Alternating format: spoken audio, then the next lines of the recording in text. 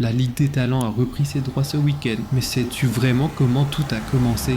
On est en 1932 lorsque la France crée son premier championnat professionnel, la division nationale. 20 clubs, un nouveau système et une première victoire du Lille Olympique. Après la Seconde Guerre mondiale, le championnat repart de plus belle. Dans les années 50 et 60, on voit naître les premières grandes dynasties. Reims domine avec Copa et Fontaine. Avant l'émergence de Saint-Étienne, tu régneras sur le foot français dans les années 60 et 70 avec 10 titres de champion. Dans les années 90, le foot français touche les sommets de l'Europe grâce à la victoire de l'Olympique de Marseille en Ligue des Champions. Malheureusement, l'ogre marseillais souffrira des scandales qui entourent son président Bernard Tapie, avant de laisser place à l'Olympique lyonnais qui a tout écrasé sur son passage. 7 titres consécutifs, un record historique, une domination jamais vue auparavant en Ligue 1, jusqu'au rachat du PSG par les Qataris. En 2011, le club de la capitale change d'air avec Zlatan, Cavani, Neymar ou encore Kylian Mbappé. Le PSG devient un géant européen